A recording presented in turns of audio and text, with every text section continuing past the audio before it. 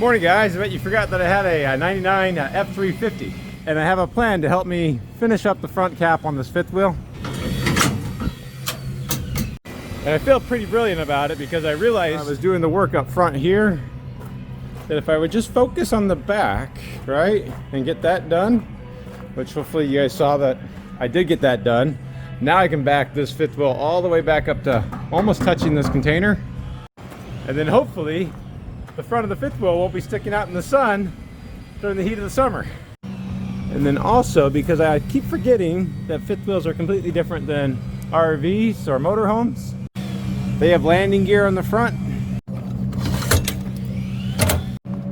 And being level isn't going to be nearly as important when I was doing the roof. So hopefully when I back this thing up, I can lower the front of the fifth wheel down as much as possible so I don't have to climb up so high on the ladder. All right, I got my man Tom back there.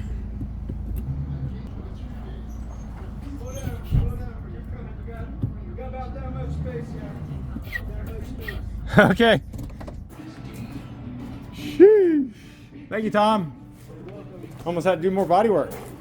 So now I should just have to fully extend these legs down rather than using the quick feet. So I get the whole throw of these jacks to lower it off the truck.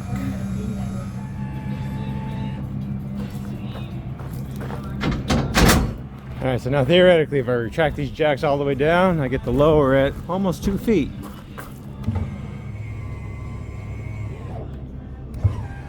All right, it's a little bit closer than the fifth wheel normally is. And this is a lot further down and a lot nicer. Almost like a kneeling fifth wheel now. Why was it not working smarter? Look how I had to be on a ladder to touch right here before. Looks a little unnatural. If you're asking why I left this slide out room out, I am gonna have to make a blend right above it on the paint because I'm not going all the way across. So with the slide out of the way, it should be easier to do that blend. Now if you notice, I have sandpaper in my hand, 400 grit. I just have to block this a little bit of repair work out because I gouged out the sidewall with a razor blade a little bit. And while I can't say I will, I'm gonna try to do a little bit better effort and getting rid of the paint line, especially on the front cap here. Even though this is pretty good right there. I just thought I did a much better job back here, but you can still barely make out the line here. So I should have done better, taking my time. Luckily, I've already set the bar incredibly low by telling everybody that I just don't have patience for prep work and details. And it's good enough, right? Now I know the original plan was to just use a off-the-shelf DA to prove that you don't need a lot of specialized equipment to do body work decently. But if Tom's gonna let me borrow his DAs, even though these are just electric DAs anyways, and not the air ones that most people would think you'd have to have, I'm gonna go ahead and use those. So the next step is this. I've already prepped it out. We're gonna basically take the edge right here that you can kind of see down with 180, probably almost the entire thing, because this is painted white with clear on top of it, and a lot of this, the clear didn't come off so easily. So we'll do that with 180, and then there's going to be peeling clear right up there that I have to sand out too. And then we'll go over the rest of it with 400 to get it smooth, feather out the paint line right here. I want about a 1/4 inch feather on it so we can't fill it. And then same thing on both sides. We'll get that done. And then, after all the sanding is done, do the same thing we did in the back. Because we have a big white section in the middle, a white section down at the bottom. We'll do a drop coat basically of that same dark black.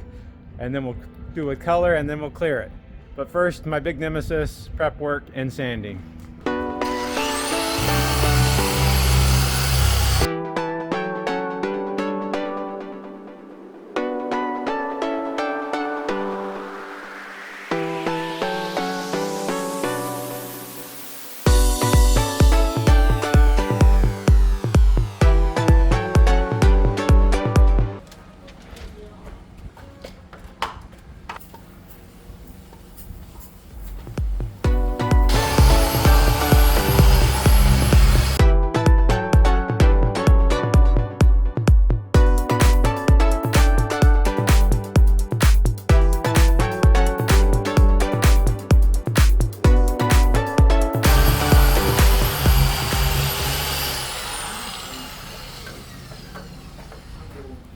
Often when I talk about RVs, they have checking on the sidewall, and they say there's really nothing you can do about it because the checking is actually like off-gassing of the gel or the epoxy from the fiberglass that's coming from the sidewall itself. It's not the paint isn't sticking, it's not the clear isn't sticking, it's actually coming from below the paint. So you just can't get rid of checking because it's actually in the substrate you're going to be on. Anybody that tells you can just sand and fill to get rid of checking is kind of telling you a fib for sure. And it's usually the more it's baked in the sun, the hotter it gets, the more it happens. And of course the darker colors that they like to paint these RVs make the walls even hotter and attract more heat. So hopefully you can kind of see the checking this was actually seen. So in between, there's no checking in the white area right here, but there's checking where they painted it, that dark charcoal color. You can see it there too. And of course you can also see the ghosting of the decal that was right there. Hopefully we'll get rid of most of that too. And same thing on the front. And of course this side too. I might do this while it's in the shade.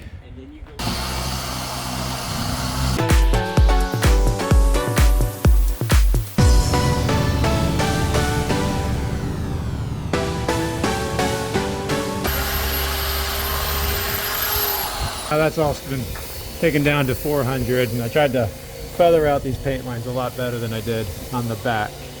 Like I said, we'll have a blend right up there, and I think this side is pretty much done. I'm happy enough with it. Now I will say the reason why I wasn't too concerned about getting the glue for the roof on the front cap is I knew I was probably going to be sanding this off, and that's a lot easier. All right, I just hit everything with 180 on the front here. I think it's a pretty good feather. There's a few areas right here I might have to hit better with 400. But I'm gonna go ahead and switch out to 400 on here. And I do have a padded DA because there's a lot of curves right there. I don't want to gouge too much. I'll be ready to scuff with a gray Scotch pad, clean it off, tape it off, and then start painting before it gets crazy hot. Supposed to probably be about 115 today, but I'm really glad I'm in the shade. Moving that back a couple feet really did help.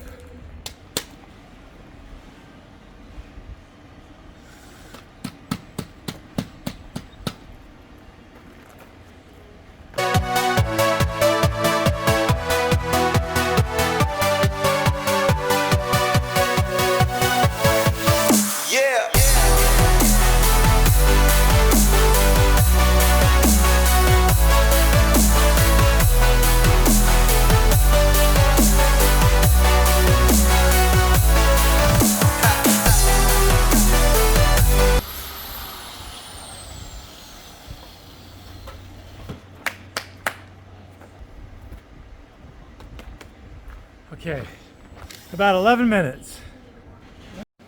Okay, so now I just have a new gray Scotch pad. We're just gonna go ahead and do the same thing that we did on the back wall. Try to, I don't know, make some of the sanding lines go away. Scuff it up one last time. The only reason why I have tape down here is so that I wouldn't sand down past that point, because I don't want to paint down there.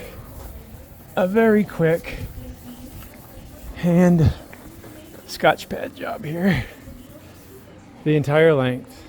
And then I will be screwing this back on, so I'm not trying to paint around it and getting drips from that.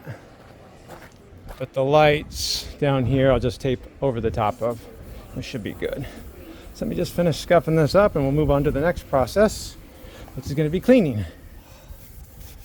This is why I don't like doing body work. My arm's tired. I think I'm too old for this. Okay. It's all been scrubbed down with a Scotch pad all the way around. The next step is I need to wipe it down with some cleaner, and you know we're going to go with our favorite glass cleaner. And then we have one more cleaning job to do before we tape it up.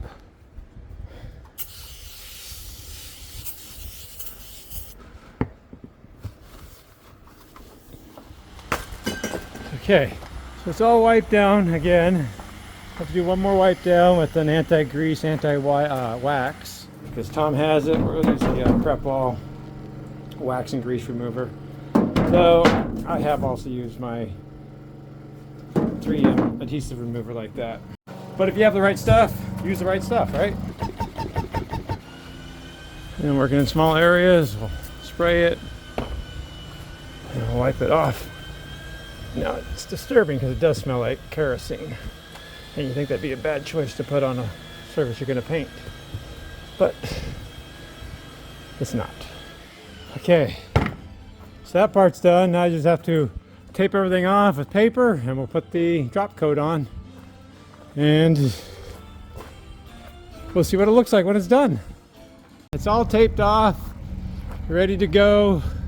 I'll try to not spray the front wall down there. I should be okay because I'll just be aiming for it. This little ledge underneath.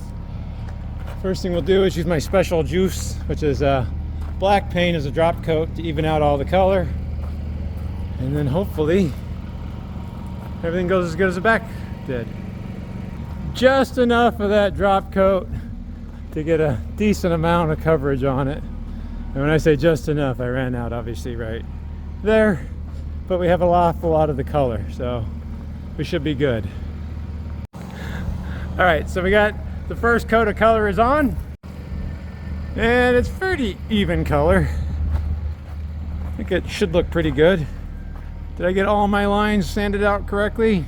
Of course not. But nobody's paying me to do this either. All right, time for the second coat.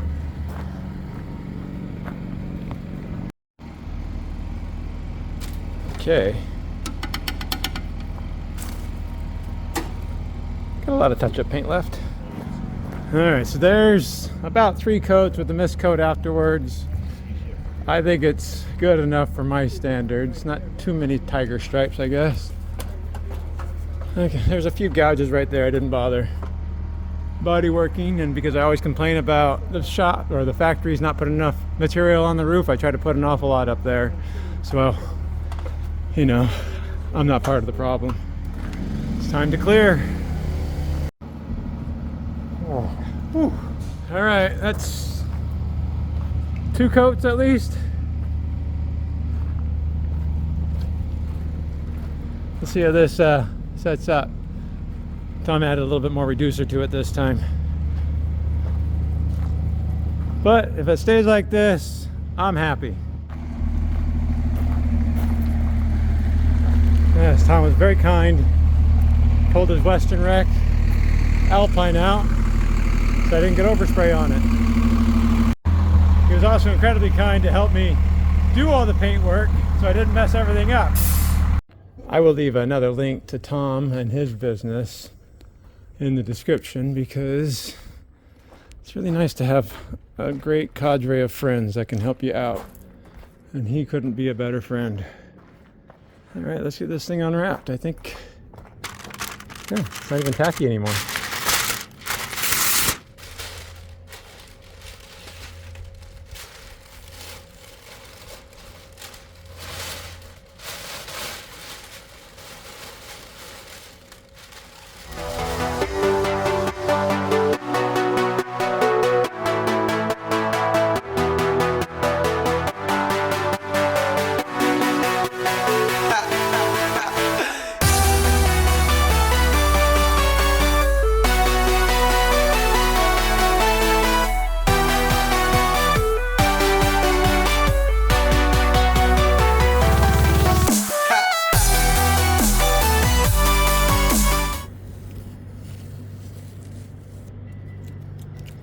And I got a fair amount of material up here, not like the factory, and I didn't have very good scaffolding. Now ideally having dark paint on the roof is not the best thing, but it didn't make any sense to put a tiny little strip of white that was going to oxidize and have white oxidation running down the sides anyways. Now I can just seal this up. And I can clean this, get rid of that. And it may not look like it, but this roof is filthy. Check this out. That's what color it's supposed to be. So when I said that the roof is going to get dirty and it won't matter, about the color of any of it because it'll get dirty. That's what I meant. All right, guys. I'm pretty excited. Almost done. If you have one question for me, it might be back on the driver's side there. You know, I absolutely have no idea if it worked or not. I actually added this red wire right there to the screw, and then I put it underneath the spool wire down here, stripped it off directly to the ground.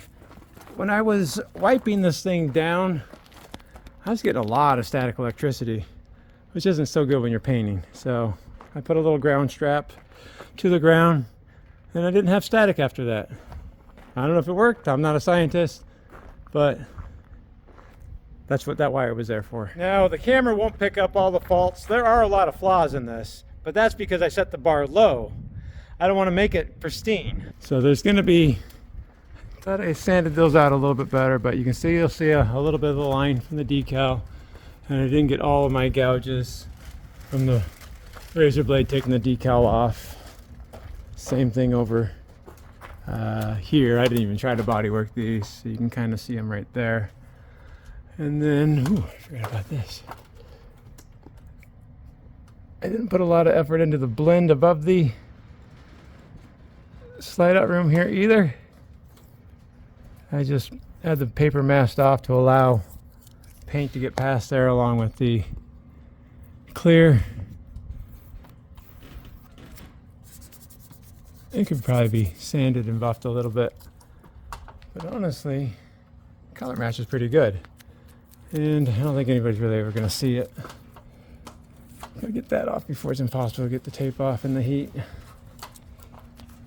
And then, unlike the factory, I decided not to paint any of the vinyl insert strip, just because it wouldn't make any sense for this one to be painted and this one to be painted and none of the other ones to be painted because I replaced them all.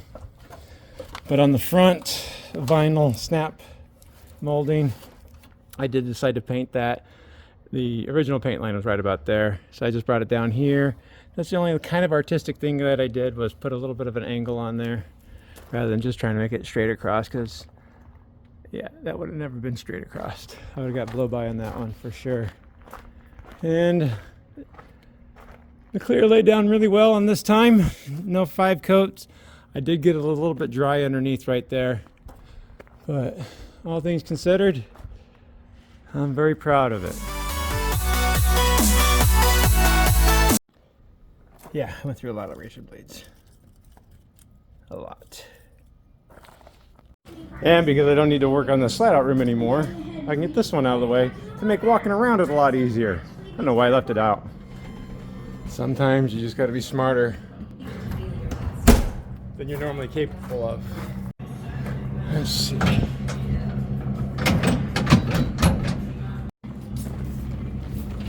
The Prius is an amazing vehicle, but I still haven't figured out a way to move fifth wheels with it. Thank you, Ford. Sure did help out.